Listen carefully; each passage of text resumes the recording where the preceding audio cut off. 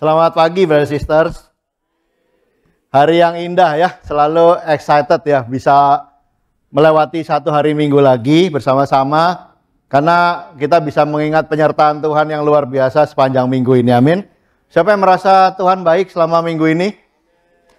Yuk kita kasih salam dulu dong kanan kiri. God loves you. Selamat hari Minggu. Tuhan memberkati kita semua. Iya. Kita ucapkan juga terima kasih ya buat song ministry kita yang sangat bersemangat ya, energetik memimpin kita dalam puji-pujian. Mari kita ucapkan terima kasih buat song ministry kita. Oke, sebelum kita mulai dengan firman Tuhan, kita akan mulai dengan doa dulu. Mari kita berdoa. Bapa Tuhan di surga, bersyukur sekali Tuhan memiliki Tuhan seperti Tuhan. Dan bisa belajar dari firman-Mu adalah satu sukacita bagi kami semua Tuhan. Tuhan, karena firman Kau itu menuntun jalan kami Bapa. Dan senantiasa membantu kami untuk menjadi orang yang lebih baik, lebih bijak, lebih kudus Tuhan, lebih serupa dengan Tuhan. Terima kasih Bapa, biar Engkau menjadi pusat dari pemberitaan firman, dari pujian kami Tuhan, terlebih lagi dari segenap kehidupan kami Bapa. Sertai hamba-Mu dan juga setiap kami yang hadir Tuhan saat ini Tuhan, agar firman ini bisa sungguh-sungguh bertumbuh dan berbuah Tuhan di dalam hidup setiap kami di sini. Terima kasih Bapa. Dalam nama Tuhan kami Yesus kami berdoa. Amin. Amin. Bulan ini kita akan belajar dari buku Yesaya ya bersama-sama ya. Seperti kita udah dengar bulan lalu brother kita pendeta Yance Ferdinand ya sudah berkhotbah tentang penghakiman dan juga keselamatan yang berasal daripada Tuhan. Dan hari ini saya akan fokus dari buku Yesaya tapi tentang kekudusan yang daripada Tuhan ya. Nah, buku Yesaya itu menarik ya. Buku Yesaya itu adalah satu buku yang disebutnya adalah Injil kelima. Ya, jadi bukan Injil Barnabas ya, kalau itu bukan dari Tuhan ya dan lain-lain. Tapi Yesaya ini adalah Injil kelima. Kenapa? Dia bicarakan tentang kedatangan juru selamat. Banyak ya nubuat-nubuat di Yesaya ya. Dia bicara tentang penyalipan, dia mengajarkan tentang kekudusan, bagaimana mengikuti Tuhan dan juga sebagai umat Tuhan itu kita dimurnikan ya, diuji, dimurnikan lewat penderitaan untuk bisa semakin mirip seperti Kristus.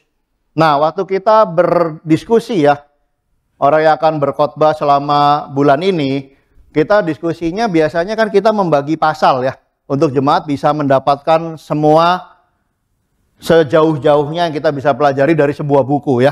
Tapi yang dari Yesaya ini khusus kita agak bingung karena 66 pasal. Dan juga tentang misalnya tentang keselamatan. Di depan ada, di tengah ada, di belakang ada lagi. Jadi kita nggak bisa bagi-bagi potong-potong gitu ya. Akhirnya kita baginya based on topik. Ya, dan kita akan belajar dua. Yang minggu lalu udah Judgment and Hope of Salvation ya. Sekarang kita akan belajar dari Holiness of God sama-sama ya. Nanti minggu-minggu berikutnya kita akan belajar bagaimana bisa trust in God. Terus tentang hati-hati terhadap penyembahan berhala. Tentang Yesus itu di Jumat Agung dan juga New Heaven and Earth waktu kita merayakan Paskah bersama-sama ya. Jadi ini basically akan kita pelajari selama satu bulan ini. Semoga jemaat diperlengkapi ya dari pengertian dari seluruh kitab Yesaya ini. Oke. Nah, kalau kita bicara tentang kekudusan Tuhan, udah nggak mungkin ya dari buku Yesaya itu kita lepas dari yang namanya Yesaya 6. Yesaya 6 itu adalah pusat atau puncak ya daripada penggambaran tentang kekudusan Tuhan ya. Dan saya akan membaca dari ayat yang pertama sampai ketiga. Dalam tahun matinya Raja Usia, aku melihat Tuhan duduk di atas tahta yang tinggi dan menjulang, dan ujung jubahnya memenuhi bait suci. Ini ngeri banget ya. Ya, coba kita bayangin di hari yang indah, suatu hari yang indah, kita lihat penglihatan tentang Tuhan. Tuhan duduk di atas tahta yang menjulang, tinggi banget. Udah gitu dia punya jubahnya itu panjang banget sampai memenuhi bait suci ya. Ini menggambarkan betapa Tuhan itu sangat tinggi, sangat luar biasa, sangat terhormat ya. Dan bahkan orang Israel mendewakan bait suci itu menjadi tumpuan kakinya dan ujung jubahnya aja. Ya, jadi Tuhan itu di atas gereja, Tuhan itu di atas bait, Tuhan itu di atas segalanya. Ini adalah gambaran yang diberikan dalam penglihatan Yesaya itu ya. Nah, kita lanjut lagi. Para serafim, nanti saya jelasin ya serafim itu apa. Berdiri di sebelah atasnya, masing-masing mempunyai 6 sayap. 2 sayap dipakai untuk menutupi muka mereka, 2 sayap dipakai untuk menutupi kaki mereka, 2 sayap dipakai untuk melayang-layang. Dan mereka berseru seorang kepada yang lain, katanya, Kudus, Kudus, Kuduslah Tuhan semesta alam. Seluruh bumi penuh dengan kemuliaannya. Waduh, kalau kita lihat penglihatan kayak gini, gimana perasaan kita? Ngeri-ngeri juga ya. Sangat alive, sangat hidup, dan sangat mencengangkan. Ini adalah penglihatan yang sangat luar biasa ya. Nah, saya ingin kita bahas ayat ini dari satu persatu ya. Pertama, firman itu tentang kekudusan Tuhan, tentang kemuliaan Tuhan, datangnya persis di tahun waktu Raja Uzia meninggal. Ya, kita tahu dong, kalau raja meninggal berarti terjadi yang namanya perubahan dari suhu politik. Betul ya? Terjadi turbulensi, terjadi ketidakstabilan. Seperti kita sekarang lah ya. Baru selesai pemilu, nanti semoga terjadi perpindahan kuasanya itu sangat smooth. Betul nggak? Tapi ini adalah backgroundnya bahwa firman itu, penglihatan itu tentang kemuliaan Tuhan datang persis seperti waktu si Uzia ini meninggal. Dan Uzia ini bukan raja yang ecek-ecek. Ini mungkin salah satu raja yang paling membuat Israel itu kaya raya. Ya, jadi mungkin dia adalah raja yang kekayaan Israelnya itu di bawahnya Salomo aja. Jadi ini raja yang sangat sukses, cuman dia disebutnya adalah the cursed king, raja yang terkutuk. Ya, dan ini plakatnya ini benar-benar ketemu.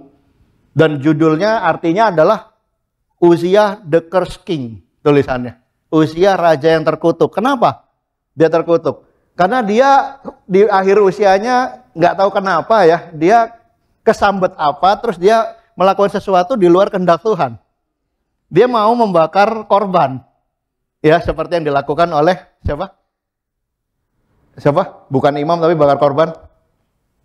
Siapa? Saul. Ya, dan dia akhirnya kena kusta.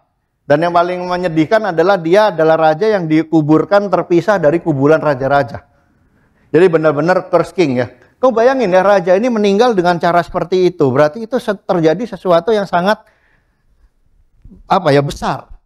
Ya, sesuatu yang tidak normal. Dan raja itu meninggal, terjadi turbulensi. Nah, ketika terjadi perubahan suhu politik, apa yang biasanya menjadi pikiran daripada orang-orang? Langsung mereka pikirannya apa? Saya harus deketin raja yang baru.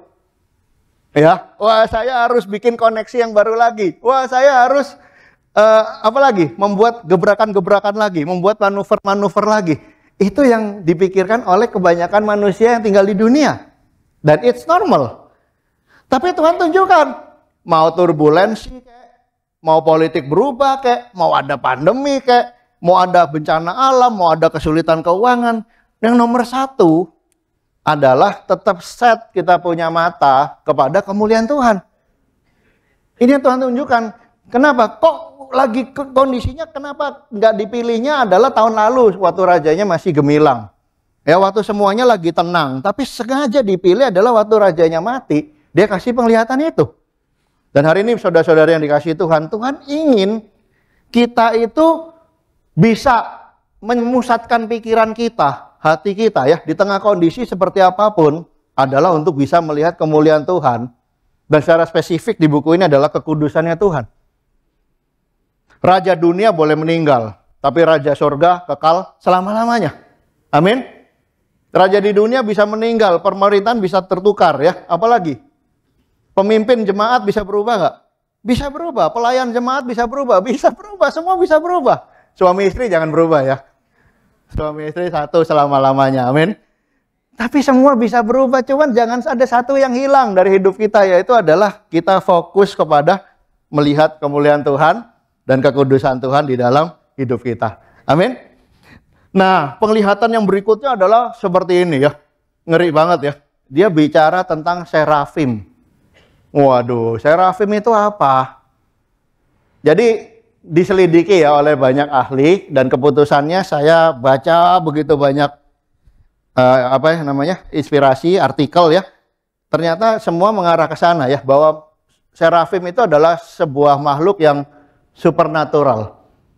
Ya, dia seperti manusia tapi dia besar. Udah gitu dia punya 6 sayap.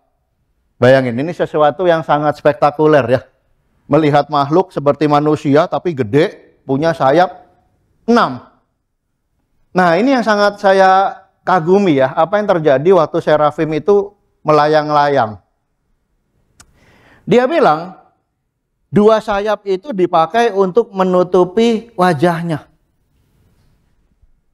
Serafim adalah makhluk-makhluk yang tinggal di surga ya. Dia udah begitu lama bersama dengan Tuhan. Dia udah melihat Tuhan itu sehari-hari seperti biasa ya. Melihat Tuhan itu seperti kita melihat anak dan istri kita. Seperti kita melihat keluarga kita, tiap hari udah bareng satu rumah gitu loh. Tapi yang saya sangat kagum adalah dia nggak berani lihat Tuhan. Nggak berani. Dia tutupin mukanya. Kenapa? Karena begitu sangat kudusnya Tuhan itu. Sangat kudus sekali Tuhan itu. Nah, pertanyaan saya kepada kita semua di sini, masih nggak ya sebagai murid Yesus, saya udah jadi murid Yesus 26 tahun ya. Masih nggak ya sebagai murid Yesus itu kita waktu baca Alkitab, waktu berdoa, waktu kita memuji Tuhan, dalam keseharian hidup kita, selalu kita berpikir ya, tentang betapa kudusnya Tuhan. Saya nggak boleh bikin bisnis yang nggak benar. Kenapa? Tuhan itu kudus. Saya harus memperlakukan istri saya, anak saya dengan baik. Why? Tuhan itu kudus. Saya perlu untuk memperlakukan setiap orang dengan rendah hati, dengan hormat. Why? Karena Tuhan itu kudus. Saya perlu jaga kekudusan dan kemurnian saya. Why? Karena Tuhan itu kudus. Saya tanya ke dalam diri saya sendiri, masih nggak saya seperti itu ya? Kadang-kadang saya baca Alkitab kalau udah capek, nongkrong di sofa, gini. Bacanya begini. Ya, kadang-kadang saya berdoa sambil ketiduran. Ya, kadang-kadang hidup kita, mungkin kita bisa hidup semaunya kita, sesuai kehendak kita. Tanpa kita mengingat bahwa Allah itu kudus. Tapi kita lihat sama-sama isi serafim ini ya. Mereka itu bukan lagi diem, bukan lagi ke gereja, bukan. Ya, istilahnya bukan lagi ibadah, bukan lagi apa, bukan. Mereka tiap hari sama Tuhan dan mereka lagi terbang. Itu seperti melakukan tugasnya sehari-hari. Tapi tetap aja mereka melakukannya dengan mata yang tertutup. Ya, mereka sangat takut, hormat, kagum akan kemuliaan Tuhan itu. Hari ini saudara-saudari yang kasih Tuhan, saya ingin kita mempelajari ini dengan mengetuk hati kita ya, kembalikan rasa kagum pada Tuhan waktu kita menyanyi, memuji Tuhan, waktu kita di gereja, waktu kita di rumah, waktu kita hidup dalam hidup kita sehari-hari. Kita perlu untuk sungguh-sungguh melihat kepada kekudusan dan kemuliaan Tuhan ini. Amin semuanya. Kaki ditutup udah pasti ya. Kaki itu adalah bagian tubuh yang paling kotor. Jadi jangan diperlihatkan kepada Tuhan lah. Ya, tidak pantas Tuhan memperlihatkan tubuh yang kotor di dalam kehidupan daripada serafim ini. Jadi dari ayat ini kita mempelajari bahwa ada satu sikap yang sangat hormat kepada Tuhan. Ini bukan hanya untuk serafim itu ya, tapi mari kita sendiri bisa punya sikap yang sangat hormat kepada kekudusan Tuhan. Amin semuanya. Nah, sekarang kita masuk ke holy-nya 3 kali. Salah kok 4 kali ya. 3 kali aja. Holy. Udah tahu ya? Orang Yahudi kalau 3 kali artinya apa? Maksimum. Important. Yesus bangkit hari ke-3. Petrus ditanya, maukah kamu membalakan domba berapa kali? 3 kali. Ya, selalu 3 kali, 3 itu artinya adalah maksimum, udah nggak bisa lebih lagi. Ya, dan di sana dikatakan sekali lagi waktu serafim itu memuji Tuhan, mereka bilang holy. Kudus. Dan itu artinya adalah keseriusan yang sangat maksimal. Ya, cuman saya lagi pikir ya, kenapa kok penglihatannya serius banget ya? Iya nggak? Serius banget nggak? Kok tentang apa? Kekudusan, tentang kemuliaan, tentang dosa ya? Itu serius banget ya. Saya lagi ngebandingin sama Tuhan waktu ketemu anak-anak. Ya, misalnya Tuhan ketemu anak-anak. Anak-anak datang sama dia, halo Om Yesus, gitu kan. Ya, Om hari ini kita main apa? Om kita main apa? Terus Tuhan bilang, kudus, kudus, kuduslah Tuhan. Pasti takut semua dong. Kok beda ya Tuhan yang satu main sama anak? Mungkin dia tuh kayak Om ya. Lompat-lompat, lempar-lemparin anak. Apalagi, kamu mau permen nggak? Nah, terus dia ngajarin firman Tuhan dengan cara yang, siapa tuh? Sister kita Angel lakukan ya. Sangat nyambung sama orang. Tapi ini adalah pemandangan sangat beda. Ini majestic sekali, ngeri sekali, ya, sangat agung sekali, dan kayaknya serius banget gitu loh. Kudus banget. Kenapa? Saya lihat ya, semua penglihatan atau hampir semua penglihatan itu terjadi adalah ketika orang Israel itu sedang di dalam dosa yang sangat besar. Penyembahan berhala. Ya, jadi kita lihat buku Yeskiel, buku Yesaya, buku Daniel, semua bicara tentang pembuangan dan hukuman karena ketidakkudusan Israel. Ya, jadi ini adalah sesi di mana Israel itu sedang berdosa dan sangat sulit melihat kebaikan Tuhan. Maka yang dia lihat adalah sesuatu yang sangat mengerikan. Sesuatu yang sangat mengerikan. Kenapa? Karena kondisinya lagi terpisah sama Tuhan. Jadi ngelihatnya juga sesuatu yang sangat tegang. Ya, mau contoh? Contohnya, siapa di sini sudah berkeluarga? Punya suami, punya istri? Oke, kok dikit ya? Udah lupa ya punya pasangan ya? Oke, yang kedua saya mau tanya lagi. Siapa di sini pernah berantem sama pasangannya? Nah, ini yang saya suka nih. Dikit yang angkat tangan, bener nggak? Berarti pernikahan kita semuanya baik-baik aja ya? Puji Tuhan ya. Nah, waktu kita berantem sama... Oke, yang dari yang berantem tadi, siapa yang sebenarnya sayang sama pasangannya? Sayang tapi berantem, betul nggak? Oke, sekarang kita perbandingkan bedanya ya. Waktu kamu lagi kondisi damai sama istrimu, waktu kamu lagi kondisi berantem sama istri. Gimana kondisi di rumah? Beda jauh nggak? Waduh, saya senang banget ya. Hubungan sama istri saya itu damai sekali ya. Ya, kita tuh temenan, kita suka main, suka nonton, suka melayani bersama-sama, kita suka berjalan-jalan ya, kita suka bercanda. Enggak, yang suka bercanda saya sih, dia lebih serius ya. Cuman lama-lama dia mulai suka bercanda juga.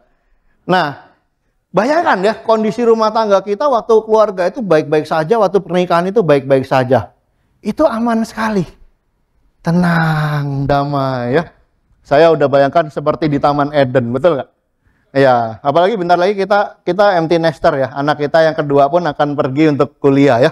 Mungkin akhir tahun ini kita udah tinggal berdua ya, seperti Adam dan Hawa di Taman Eden ya.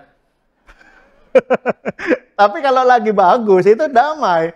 Tapi begitu kita lagi perang, apa yang terjadi? Stres. Ya, tegang. Apalagi senggol bacok, betul nggak?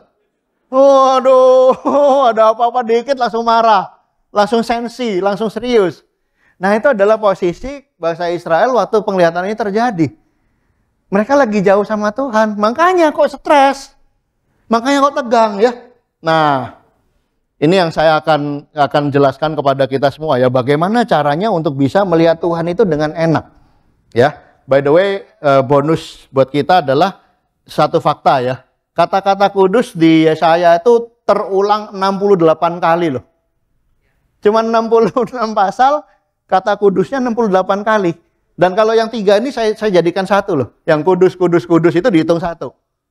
Oh ya, itu ada 68 kali. Jadi betapa buku ini menggambarkan benar-benar tentang kekudusan Tuhan ya. Dan kita perlu lihat sama-sama. Nah, ini adalah gambaran daripada waktu orang terpisah dari Tuhan. Kenapa Tuhan yang sangat mengasihi kok bisa usir orang dari Taman Eden?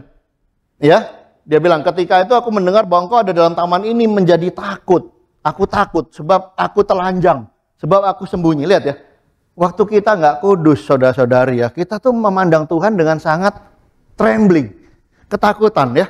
Tapi waktu hati kita benar, waktu kita kudus, kita doa tuh enak banget ya. Tuhan, saya bersyukur, engkau baik, engkau memberkati kita, engkau memberikan sukacita, kita berterima kasih. Enak banget.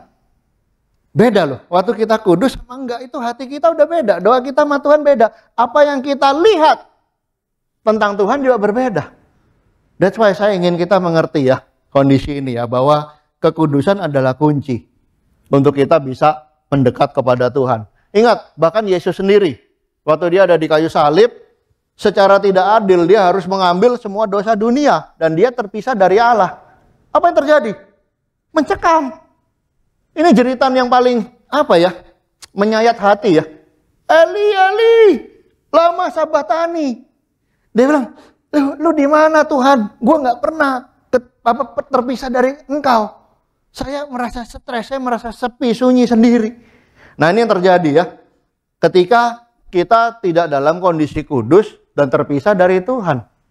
Makanya saudara-saudari yang dikasihi Tuhan, dikatakan bahwa tanpa kekudusan itu nggak mungkin kita bisa melihat Tuhan dengan gambaran yang jelas. Nggak bisa. Nggak akan bisa. Ya, dan itu adalah pentingnya daripada kekudusan itu sendiri. Amin. Jadi poin yang saya pertama adalah yearning for God's presence ya.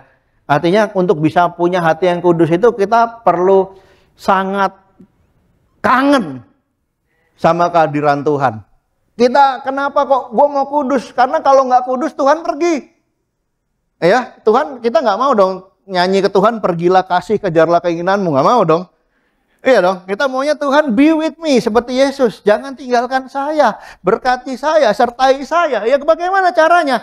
Kita rindukan Tuhan dengan cara kita mau hidup kudus di dalam Tuhan. Amin ya.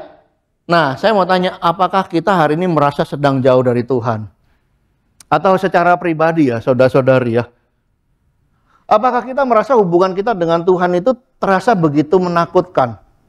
Begitu mencekam, begitu menekan, begitu stressful, ya begitu nggak membawa sukacita bagi kita.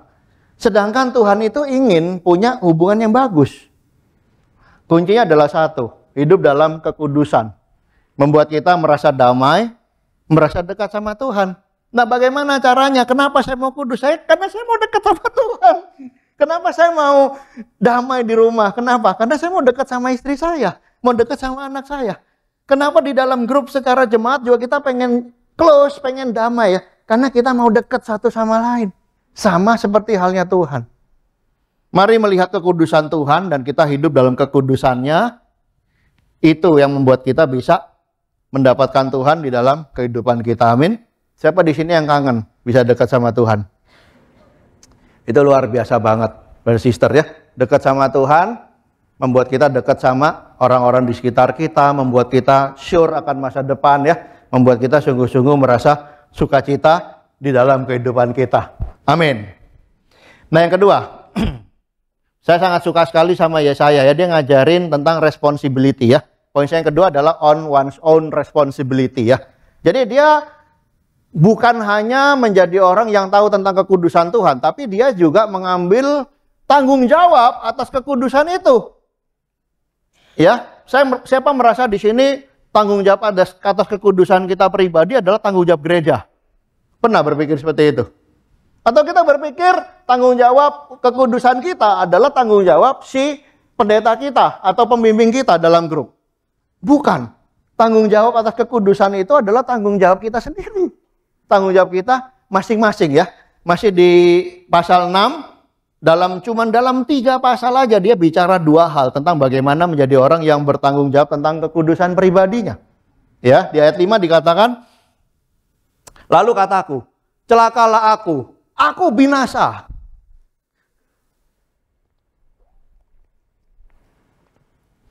Sebab aku ini seorang yang najis bibir. Nggak tahu ya dosanya apa ya. Mungkin suka meso. Suka apa? Suka gosip atau suka ngatain orang atau kasar, nggak tahu ya saya. Kita mesti dalemin lagi nih. Kenapa dia bilang dia najis bibir? Dia nggak ngomongin percabulan, nggak ngomongin lain, tapi dia najis bibir. Tapi cuman dengan perkataan yang salah aja dia sangat detail ya. Dia bilang, mati aku, mulutku ini kotor. Kalau kita hari ini gimana perasaan kita? Untung saya tidak ada dosa sama sekali. Kadang-kadang kita udah bohong, udah sombong, udah keras kepala, udah nyakitin hati banyak orang. Kita masih merasa baik-baik aja, betul nggak? Jalan pun masih kayak rapper gitu ya. Ini beda, ini orang ambil tanggung jawab banget. Dia sangat detail dengan hatinya. Dia bilang, celaka nih aku ini najis bibir. Najis bibir tapi bisa lihat Tuhan, matilah aku. Ini humility yang sangat luar biasa ya. Kadang-kadang 26 tahun ikut Tuhan ya. Jadi lama-lama jadi biasa loh. Wah, dosa ya biasalah. Sudah jatuh berapa kali. Ya, kita udah biasalah tiap hari juga gini. Yang lebih parah lagi apa? Di dunia juga gitu semua. Di gereja ada juga. It's not about that. Tapi bagaimana kita mengambil satu keputusan pribadi. Ya, jangan sampai kekudusan kita tuh jadi tanggung jawab orang lain. Mesti orang lain yang kasih tahu kita, bro, apa yang kamu lakukan itu nggak bener loh. Ngapain lu ingetin gua? Lebih keras, lebih galak yang berdosa. Ya, diingetin bukannya terima kasih, lebih galak. Sedangkan ini nggak ada yang ngingetin, nggak ada yang apa, dia sendiri yang bilang aku ini najis bibir. Luar biasa ya. Mari kita kejar kekudusan dengan cara kita sangat sensitif dengan dosa-dosa, hal-hal yang tidak berkenan kepada Tuhan di dalam kehidupan kita. Jangan udah dosa, kita punya slogan kehidupan, biar dosa yang penting sombong. Kita memang beda bro, grup kita memang beda. Oh kita memang, biasa kita begitu. Bukan itu. Ngapain bro grup kita baca Alkitab, kita udah hebat. Bukan itu isunya, justru kita sangat peka dengan keinginan Tuhan. Dan dia bilang, Tuhan banyak loh dosaku. Aku harus bertumbuh lebih cinta Tuhan. Aku dan grupku harus bertumbuh lebih melayani. Apalagi lebih memberi. Ya, apalagi secara hati yang mau belajar. Ya, masa depan, serving, mission. Kita tahu bahwa kita banyak kekurangan, kita mengakui itu ya. Kita rendah hati di hadapan Tuhan, mengambil tanggung jawab secara pribadi. Lalu dia bilang lagi, aku mendengar suara Tuhan berkata, siapakah yang akan kuutus? Dan siapakah yang mau pergi untuk aku? Maka sahut Yesaya, apa? Banyak Tuhan di gereja Jakarta, mereka tuh banyak. Oh itu yang lebih senior. Oh banyak yang lebih semangat dari saya. Enggak. Dia bilang apa? Ini aku. Utuslah aku. Emang dia pengalaman ministry? Emang dia pengalaman melayani Tuhan? Gak ada, sama aja. Tapi itu semua dimulai dari satu hati yang benar-benar mau mengambil tanggung jawab akan personal righteousness-nya dia. Akan kekudusan pribadinya dia. Dia benar-benar ambil tanggung jawab buat itu. Saudara-saudari yang dikasih Tuhan hari ini, berapa banyak tantangan Tuhan ke dalam hidup kita untuk lebih dipakai Tuhan. Lebih melayani, lebih membantu satu sama lain.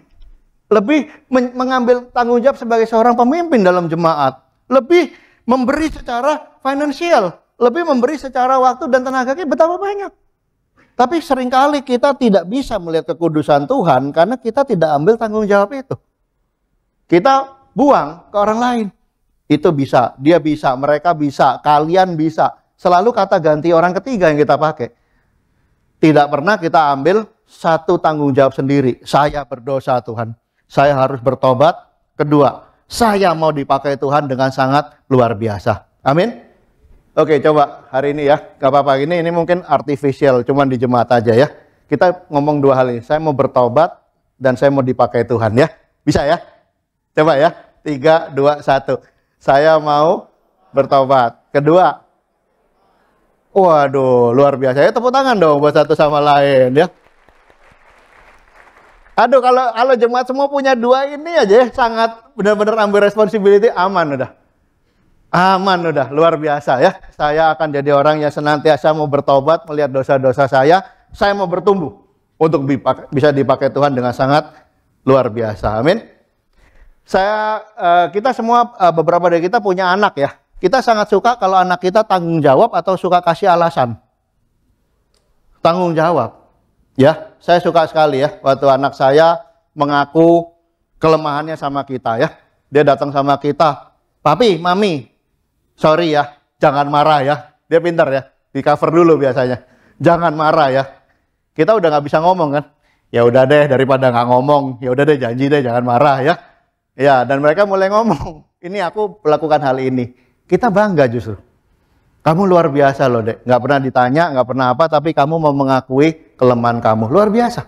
Yang kedua, waktu anak kita mengerti panggilannya ya. Saya paling bangga sekali waktu anak-anak itu bisa belajar. Ya, kemarin anak saya bangga banget ya. Dia paling suka jalan-jalan sama temennya.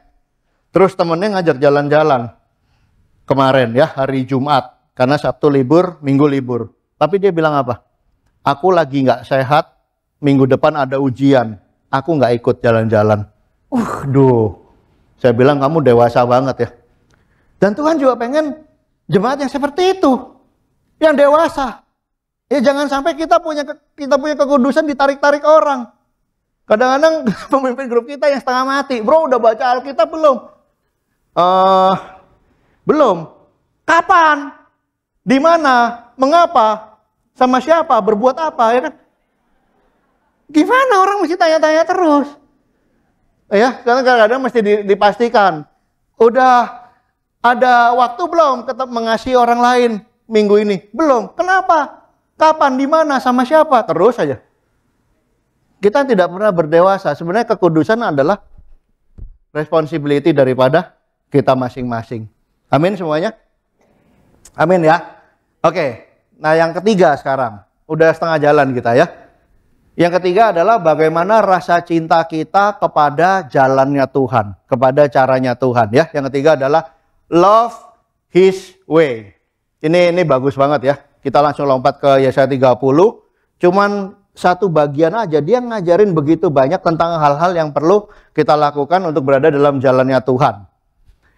Dia bilang, celakalah anak-anak pemberontak. Demikianlah firman Tuhan. Yang melaksanakan suatu rancangan yang bukan daripadaku. Waduh, kalau kita mau kudus ya semua rancangan harus sesuai dengan jalan Tuhan. Kita punya karier, kita punya tindakan, kita punya fokus ya. Harus sesuai dengan jalan Tuhan. Apalagi? Memasuki persekutuan yang bukan oleh dorongan rohku. Wih, teman-teman juga harus ya ngikutin keinginan Tuhan. Ya, banyak orang hari ini pengen berteman sama orang yang memberikan keuntungan secara materi. Lebih daripada orang yang punya memberikan keuntungan secara spiritual. Ya, wah saya harus kenal sama pembesar itu. Saya harus kenal sama petinggi itu. Saya harus kenal sama businessman itu. Biar apa? Biar ada keuntungan secara finansial. Oke apa enggak? Normal di dunia kerja. Tapi yang nomor satu, yang paling penting adalah Tuhan bilang, persekutuan yang sesuai dengan perintah Tuhan adalah persekutuan yang membantu satu sama lain. Untuk bisa punya pandangan dan punya jalan seperti jalannya Tuhan. Ini lebih luar biasa lagi yang warna ungu ya.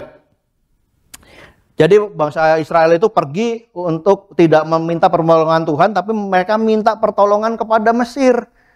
Dia bilang, perlindungan Firaun akan memalukan kamu. Perteduhan di bawah naungan Mesir akan menodai kamu. Sebab mereka itu suatu bangsa pemberontak. Anak-anak yang suka bohong, enggan mendengar akan pengajaran Tuhan. Tapi ini yang luar biasa ya. Kadang-kadang hati kita kalau keras, kita tuh dikasih yang kebenaran aja udah nggak mau loh. Dikasih nasihat aja udah nggak mau loh. Ya, dia bilang apa? Enggan mendengar pengajaran Tuhan yang mengatakan kepada para tukang tilik. Tukang tilik itu pembimbing. Jangan menilik, jangan bimbing saya. Kepada pelihat, jangan lihat hal-hal yang benar, tapi katakan kepada kami hal-hal yang manis. Lihatlah bagi kami hal-hal yang semu. Menyisilah dari jalan dan ambillah jalan lain. Janganlah susahi kami dengan yang maha kudus Allah Israel. Waduh, ini luar biasa ya. Jangan ngomongnya rohani deh bro, capek kita. Ya, apa? Kalau kita kumpul grup, jangan ngomong Bible lagi. Saya pernah ketemu orang seperti itu. Iya, bro, kamu kalau ngomong ya, dikit-dikit Tuhan, dikit-dikit Tuhan. Capek tahu nggak dengernya? Ya, ada lagi yang bilang, sister, sis, kamu tiap kali ngomong buka Bible, tiap kali ngomong Bible terus. Gak suka kita dengernya. Waduh, hati yang keras bisa seperti itu ya. Jadi kalau kita saudara-saudari pengen punya hati yang kudus di hadapan Tuhan, kita harus sangat suka mendengarkan jalannya Tuhan, caranya Tuhan ya. Dia yang biru kita bilang ya, yang biru ya. Dengan bertobat dan tinggal diam, kamu akan diselamatkan. Dalam tinggal tenang dan percaya terletak kekuatanmu. Ya, tenang, percaya. Tenang, ikutin jalan Tuhan. Disitulah terletak kekuatan kita. Tapi bagi kita yang nggak suka pakai cara Tuhan, kita suka silat sendiri, betul nggak? Ya, yang kuning. Bukan, kami mau naik kuda dan lari cepat. Tuhan bilang apa? maka kamu akan lari dan lenyap. Kamu lari terus hilang.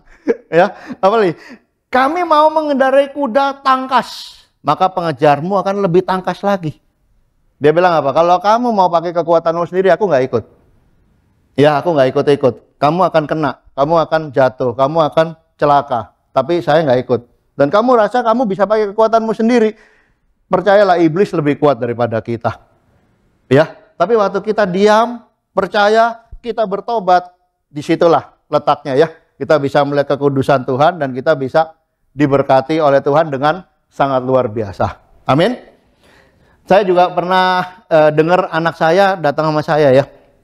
Ini ceritanya anak dulu karena kita udah om-om ya, udah bapak-bapak ya. Jadi ceritanya anak terus. Anak saya tuh yang pertama pintar banget matematika. Ya. Suatu hari dia nangis, dia bilang matematikanya dapat 2. Ya, Pi, matematikaku dapat 2. Hah? Kaget. Kalau bahasa Sunda dapat 2 masuk akal ya. Susah memang. Tapi kalau matematika dapat 2, nggak mungkin kamu dapat 2. Kenapa? Iya, Pi, ngeselin gurunya. Nah, kenapa ngeselin gurunya? Jawabanku bener semua, tapi pakai cara yang beda. Benar ya, dengar kayak gitu ya? Iya. Terus dia bilang, ini guru ya, aneh banget. Saya ngertinya cara ini, karena di tempat les cara saya begini. Yes, saya bilang, bagus ya. Kamu anak yang pinter, kamu bisa ngerjain bener, kamu dapat jawaban yang bener. Tapi Tuhan pengen ngajarin kamu sesuatu, yaitu humility. Yaitu obedience. Kenapa? Karena in this school, guru itu yang punya otoritas. Bukan kamu, bukan tempat les itu. Kalau di tempat les itu yang punya otoritas guru les. Ya. Nah, dalam sekolah ini kamu harus belajar untuk ngerti obedience. Harus ngerti humility untuk obey kepada kehendak guru kamu. Anak saya dengan berat hati dia mau ngikutin ya nasihat itu ya. Dan akhirnya nilai dia mulai naik dan bagus. Dan ini yang Tuhan exactly pingin lakukan sama kita ya. Cari persekutuan yang benar. Cari sahabat-sahabat yang membangun dalam Tuhan as a best friend. Cari dan laksanakan kehendak Tuhan. Senantiasa mau dibimbing dan mau diajar. Mau dapat kebenaran. Tidak pakai cara sendiri. Dan yang terakhir, kenapa kok kita mau ikutin cara Tuhan? Karena Tuhan itu sangat rindu memberkati. Tuhan tidak mau menghukum kita. Mari kita bertobat. Bertobat. Ya. Nah, tiga poin saya hari ini tentang bertobat. Lihat kemuliaan Tuhan, lihat kehendak Tuhan. Dekat sama Tuhan, ya. Nah, sekarang apa sih yang Tuhan janjikan sama kita? Ini poin yang keempat ya, adalah poin yang terakhir. Ada yang namanya adalah highway of holiness. Highway of holiness. Waduh, jalan tol. Jalan tol di dalam kekudusan. Weh, siapa di sini suka lewat jalan tol? Suka? Atau suka lewat jalan biasa yang di belakangnya truk? Hah? Lebih enak jalan tol ya? Ya. Dulu waktu saya masih pelayanan di Andalas ya, Sumatera ya. Paling stres itu waktu kita naik mobil dari dari Lampung ke Palembang. Ya. Dari Lampung ke Palembang tahu nggak naik mobil berapa jam? 13,5 jam. Sampai sana udah nggak bisa ngapa-ngapain, 1,5 hari lebih lewat. 13,5 jam ya. Makanya waktu saya lewat jalan tol itu saya seneng banget. Ya, waktu jalan tol itu ada, sekarang Palembang, Lampung, Palembang cuma 3 jam aja. Ya, kita sampai sana masih seger, masih enak ya. Nah, kita sangat bersyukur karena pemerintah kita bangun jalan tol, betul nggak? Tapi ternyata 2.700 tahun yang lalu Tuhan udah bikin jalan tol. Ya, dan ini exactly kata-kata dari Alkitab, bukan kata-kata saya loh. Highway of holiness, bahasa Inggrisnya itu highway ya, bahasa Indonesianya jalan raya.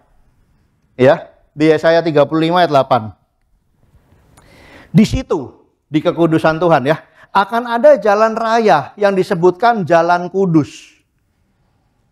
Ya, cuman yang bisa bayar yang bisa naik adalah orang yang mau bayar tol.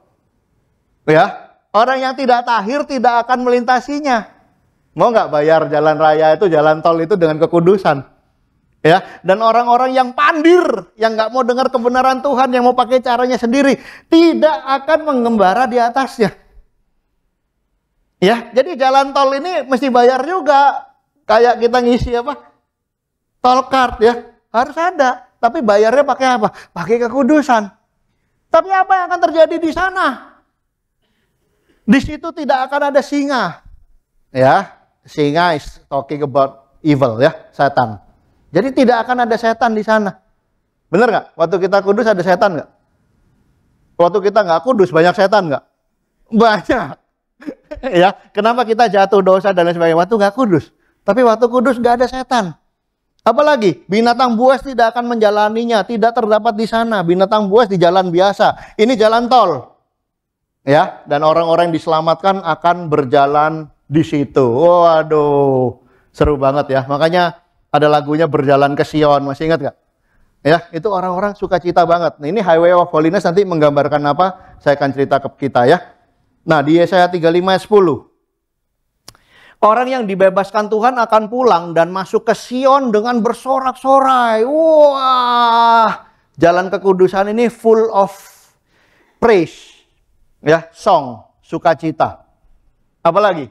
Sukacita abadi meliputi mereka. Sukacitanya bukan waktu kita di gereja doang ya. Brother sister, hehe, waktu keluar pisah langsung murung, bukan. Ya mau dimanapun kita bisa bersukacita waktu kita lewatin jalan tol kekudusan itu.